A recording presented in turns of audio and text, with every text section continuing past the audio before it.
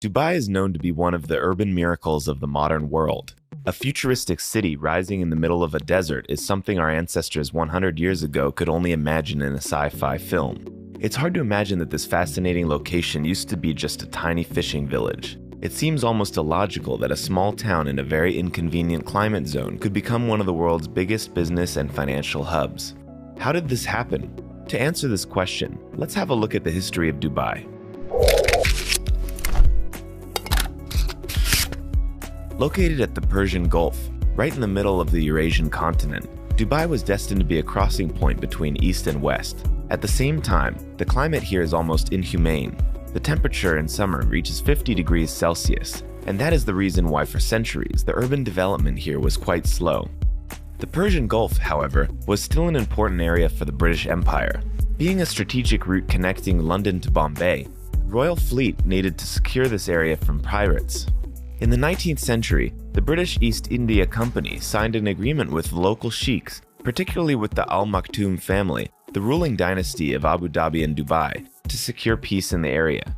Al Maktoum dynasty rules Dubai until the present day. Despite these agreements, the British Empire never really tried to develop the area. While the Crown was heavily investing in developing Bombay, the southern capital of the empire, by building infrastructures, railway, and a university, there was hardly any interest in developing Dubai as a city. For the British Empire, Dubai was just a junior partner, a crossing point for the Royal Fleet, nothing more. Despite the lack of interest from the empire, Dubai was becoming more and more significant for the region. In 1900, the current ruler announced that no taxes will be charged from the traders, and soon Persian and Indian merchants started moving in. The city was convenient for trading also thanks to Dubai Creek, a saltwater canal that was allowing trading ships to sail from the Gulf right into the city. Shortly, Dubai became the biggest trading hub on the Persian Gulf. In the early 20th century, the city also became a big center of pearl diving, which attracted even more merchants every year. The pearl industry became so big that soon it was forming 95% of the Persian Gulf economy. Dubai, however, was still a big village rather than a city. The urban development started with the reign of Sheikh Rashid. In 1959, he went touring around Europe and was greatly inspired by European capitals, particularly London. Walking around the city and traveling on the tube, he was fascinated by the urban design, transport system, and overall comfort and convenience that London had to offer. After his trip, Sheikh Rashid started implementing his great plan of turning Dubai into an international city. In 1961, he instructed to artificially deepen the Dubai Creek so that bigger trading ships could sail in. Under his guidance, the city was being rebuilt with stone and cement.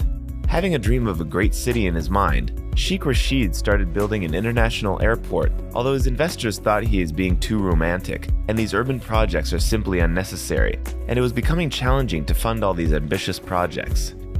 Sheikh Rashid's plans of creating an international capital would probably stall at this stage, but in 1966 they found oil in Dubai.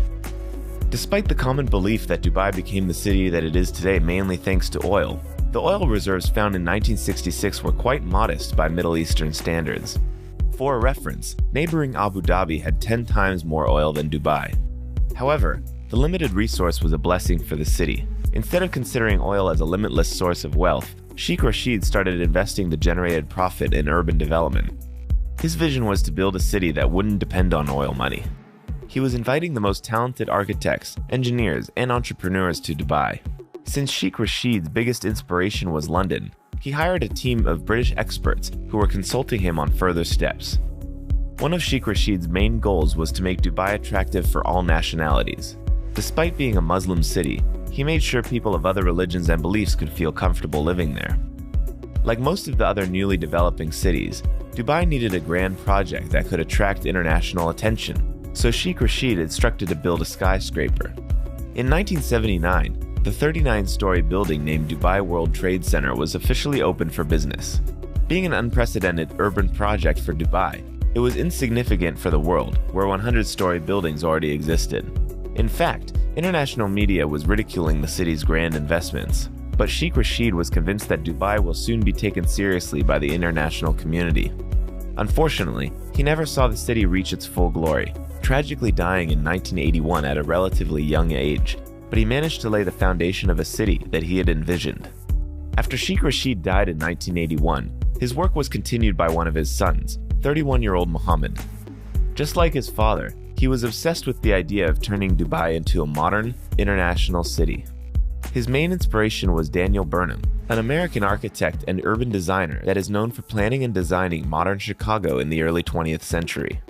Daniel Burnham was convinced that a city architect has to plan big. If you want your city to be spoken about, small and mediocre projects won't get you anywhere.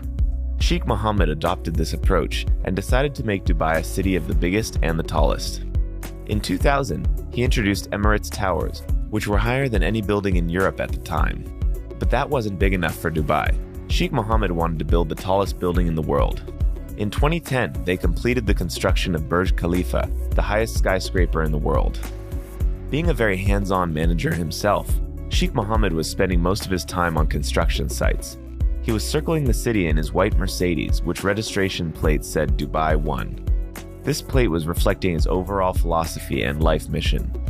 For Daniel Burnham, railway was the key asset of building a new great city like Chicago. For Sheikh Mohammed, that key asset was aviation. In 1974, he was already curating the construction of Dubai International Airport. In 1980, he employed Sir Maurice Flanagan of British Airways to build Emirates, the new international airlines of Dubai.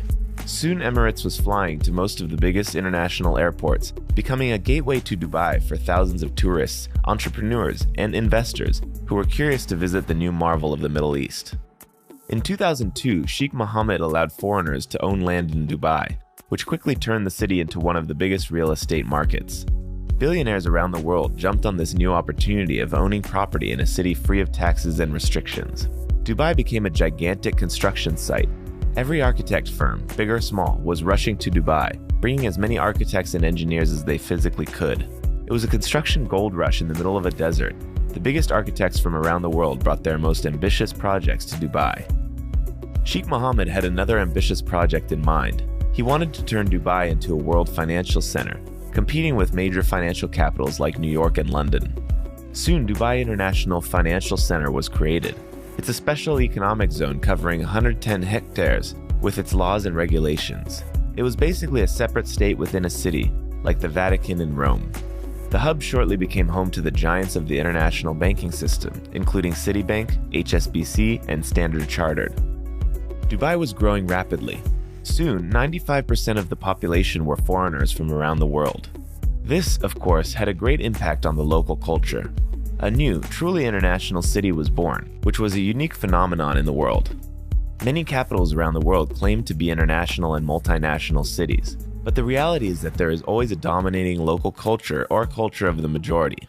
For example, London, which served as an inspiration for Sheikh Rashid when he started developing Dubai, although being a diverse city and home to numerous ethnicities and cultures, is still a British city.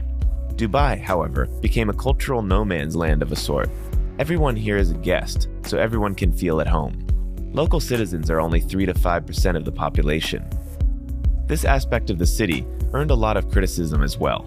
For example, the Washington Post once stated that Dubai, in its attempt to be a successful Arabic city, had to sacrifice all its Arabic features. Another negative aspect of this rapid development became the fact that the United Arab Emirates became the only country that spends more energy than the USA. Despite all this, Dubai is an urban phenomenon that serves as an inspiration for many other developing cities around the world today. Let us know in the comments if you have ever been to Dubai and what you like or dislike about the city. If you enjoyed this video and would like to see more videos on our channel about history, architecture, and urban design of Dubai, please hit the like button and subscribe to our channel.